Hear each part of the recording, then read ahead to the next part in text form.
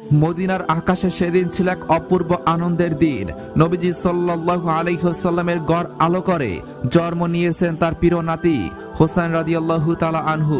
জন্মের সপ্তম দিনে নবীজি সাল্লাল্লাহু আলাইহি ওয়াসাল্লাম তার আকিকা করলেন, দুটি দুম্বা জবাই করলেন এবং শিশুর মাথার চুলের ওজন পরিমাণ রূপা সদকাহ করলেন। তিনি দুই হাত তুলে দোয়া করলেন, হে আল্লাহ, আমি এই শিশুকে এবং তার বংশধরকে তোমার কাছে সুপর্দ করলাম, তুমি তাদেরকে শয়তানের অনিষ্ট থেকে হেফাজত করো। এ তো সে নবী যিনি জন্মের আগে পিতাকে হারিয়েছেন, ছোটবেলায় মাকে হারিয়েছেন, তাকে পাথর মেরেছে, উপহাস করেছে, তার গলায় উঠে নারী বুড়ি চাপিয়ে দিয়েছে মানুষ, তবু তিনি ধৈর্য ধরেছেন। কিন্তু তার দুইজন নাতি হাসান এবং হুসাইনের জন্মের পরে তিনি যেন সব কষ্টই ভুলে গেলেন।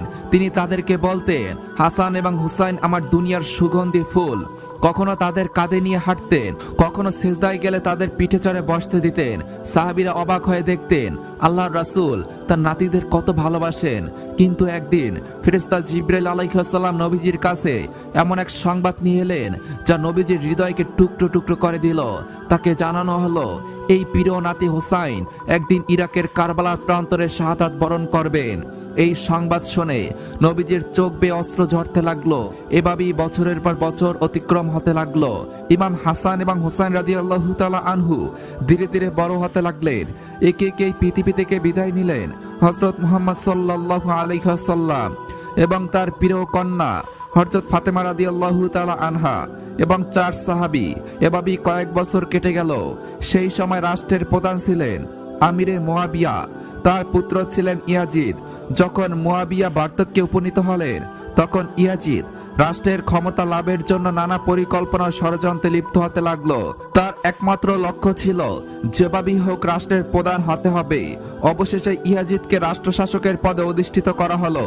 কিন্তু রাসূলুল্লাহ সাল্লাল্লাহু আলাইহি ওয়াসাল্লামের আদর্শ, ন্যায়পরায়ণতা ও চরিত্রের গুণাবলী তার মধ্যে মানুষ খুঁজে পায়নি। তাই বহু মানুষ তাকে অন্তর থেকে গ্রহণ করতে পারেনি। চারদিকে একটি কথাই উচ্চারিত হতে লাগলো, আমরা ইয়াজিদকে মানি না, হোসাইনি আমাদের আশার আলো, আমরা হোসাইনের পক্ষেই থাকতে চাই। এরপর ইয়াজিদ অত্যাচার, ভয়ভীতি এবং শক্তির প্রভাব দেখিয়ে সে নিজেকে রাষ্ট্রের শাসক হিসেবে প্রতিষ্ঠিত করলেন। একদিন ইয়াজিদ মনে মনে ভাবলেন, এইভাবে চলতে থাকলে সে কখনই নিজের ক্ষমতাকে পুরোপুরি প্রতিষ্ঠিত করতে পারবে না। তার ধারণা ছিল মানুষের হৃদয় যতদিন ইমাম হাসান এবং ইমাম হোসেন রাদিয়াল্লাহু তাআলা আনহুমা থাকবে ততদিন তার কর্তৃত্ব নিঃশর্তভাবে প্রতিষ্ঠিত হবে না।